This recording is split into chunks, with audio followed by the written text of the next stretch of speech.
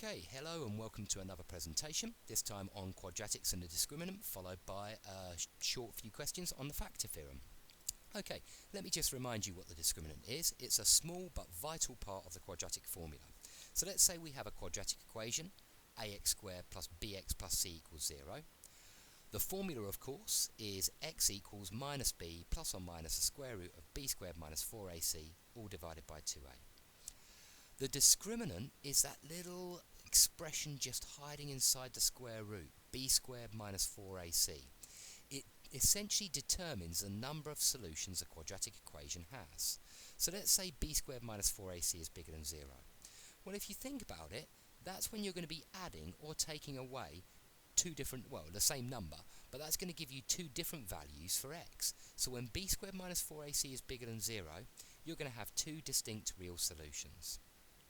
However, if b squared minus 4ac equals 0, you're going to be square rooting 0 there. So you're going to be adding 0 or taking away 0. That gives you exactly the same number of solutions, and therefore we describe that as one repeated real solution, or you might describe that as equal roots. If we go to the third possibility, if b squared minus 4ac is less than 0, that's where we're going to be square rooting a negative number, which I'm sure you recall is not possible.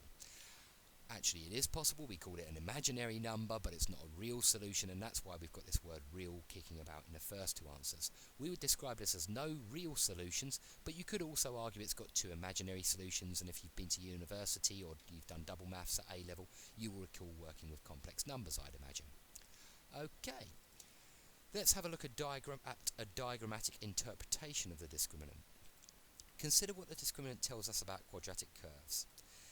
When b squared minus 4ac is bigger than 0, that's going to tell me that my quadratic curve intersects the x-axis twice, and that's because y is 0 when you're finding where it hits the x-axis, and therefore you're really just solving where the quadratic equation equals 0.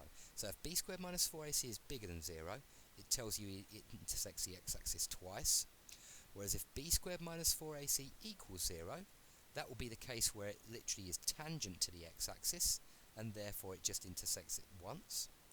And of course, if b squared minus 4ac is less than 0, that will be the situation where the quadratic curve is above the x-axis, because when you let y equal 0, this quadratic equation has no real solutions.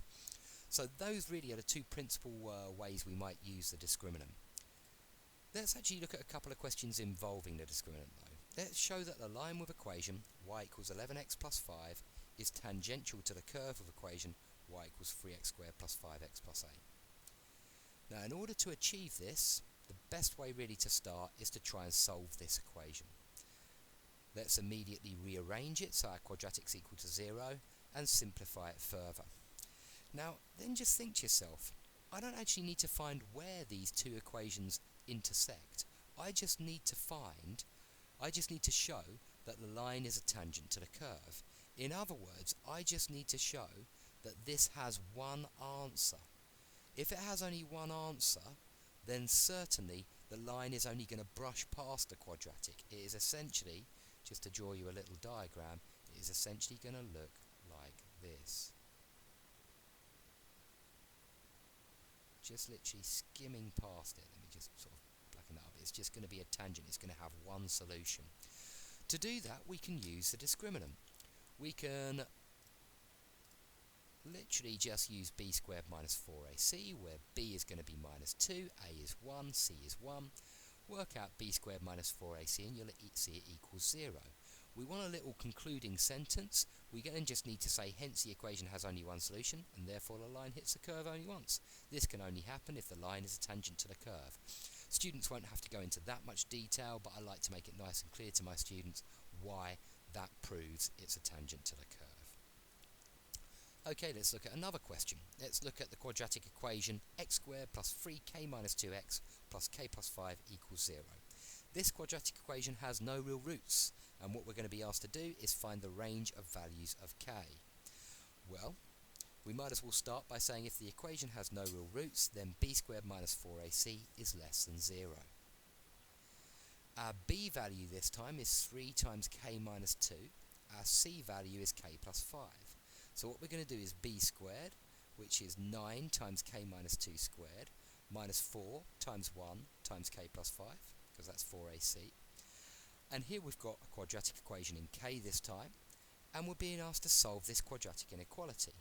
In order to solve the quadratic inequality, I'm going to have to factorise it first, and then I'm going to have to determine where that quadratic inequality is less than 0. Now, according to the work that we've covered on quadratic inequalities, that's going to happen when k is trapped between 4/9 and 4. Okay, let's move on to the factor theorem. The factor theorem is a theorem which helps us factorise polynomials. So given any polynomial f of x, the following holds. If f of a equals 0, then x minus a is a factor of f of x. The converse is also true, which is what this little implication sign is showing you. It's saying if f of a is 0, then x minus a is a factor of f of x, but it's also saying if x minus a is a factor of f of x, then f of a is 0. So the logic works in both directions. Now, the result is quite obvious for quadratics, because if you were asked to factorise x squared minus 9x plus 20, you could do it the old way and see, two numbers add to give minus 9 times to give positive 20. Obviously it factorises to give x minus 4 times x minus 5. But you could also just try guessing at numbers which make that whole equation 0. Let's take 4. If you guessed rather fortuitously with 4, you would plug in 4 and out pops 0. What does that prove? It proves that x minus 4 is a factor of that quadratic. And the same thing would happen if you plug in 5. Try it. 5 squared minus 9 times 5 plus 20. That proves x minus 5 is a factor of that quadratic. So that's the factor theorem. Let's look at a slightly bigger idea. I always describe it as a bigger idea because I think it's just an extension of the remainder of the factor theorem. The remainder theorem. The remainder theorem is the following. If the polynomial f of x is divided by x minus a, then f of a is the value of the remainder. So, this is best seen by an example. Let's find the remainder when f of x is divided by x plus 1. If we've got this kind of equation, we're going to have to, here's the equation, here our cubic, x cubed minus 2x squared plus 3x plus 1. And we want to find the remainder when that's divided by x plus 1. We'll just plug in whatever makes the bracket 0, and that would be x equals minus 1. Plug that in, and you're going to get f of minus 1 is minus 1 cubed minus 2 times minus 1 squared plus 3 times minus 1 plus 1, and that equals minus 5. Hence, the remainder, when that equation is divided by x plus 1, is minus 5. Just to extend this even further, if we were dividing by a linear factor which has a coefficient which isn't equal to 1 in front of the x, ax minus b for example, all we need to do once again is make the bracket 0, and that bracket would be 0 when x is b over a, so f of b over a is going to be the value of the remainder in that case. You're going to see an example of that in a second. Okay, let's take some factor and remainder theorem questions. Let's use the factor theorem to show that x plus 3 is a factor of that function f of x. Okay, all we need to do to show that that's a factor is pick an x value which makes that bracket 0, that is of course x is minus 3. Plug in x is minus 3, that gives us minus 3 cubed, minus 3 times minus 3 squared, minus 10 times minus 3 plus 24. If you work that out, that gives me minus 27 plus 30 plus 24, and lo and behold, that equals 0. What that proves is x plus 3 must be a factor of f of x. A natural extension to this question would be to ask, let's try and factorise now f of x completely. Now I'm going to use an approach here which I describe as division by inspection. Essentially I've got one of the factors of f of x, it's x plus 3. And I need to find what I need to multiply that by to make this cubic equation up here. Now what do I need to multiply x by to make x cubed? The answer is of course x squared. That would give me the x cubed. It would also give me though plus 3x squared when I multiply it by the 3. And I want minus 3x squared, which means I need another minus 6x squared here, And that tells me that that must be minus 6x coming next. So it's a little bit of logic, this. So I know my quadratic equation starts x squared minus 6x. Now that also gives me minus 18x. Sorry, I've lost the slide there. Let's try and take that back. That also gives me minus 18x.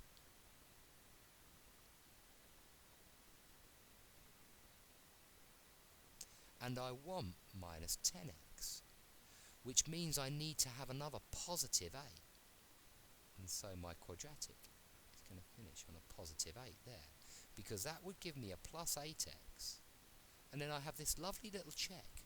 8 times 3 is 24, which is what I also want. So what I've demonstrated here is that f of x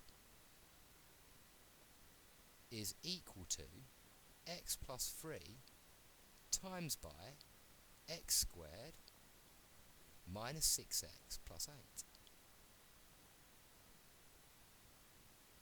Which is lovely.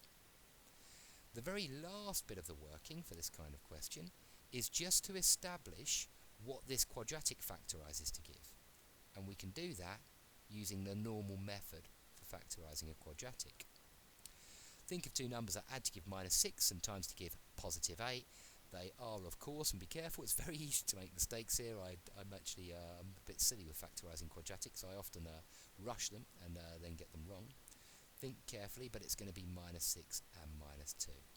And hence we've fully factorized our cubic. Now I just want to point out, if you prefer to use a long division approach for that kind of problem, that's absolutely fine. Feel free to do that. Okay, let's have a look at another question. Let's say we're given f of x is 8x cubed plus ax squared plus bx plus 6, and we're told when f of x is divided by x minus 1, the remainder is 3, but when f of x is divided by x minus 2, the remainder is 16.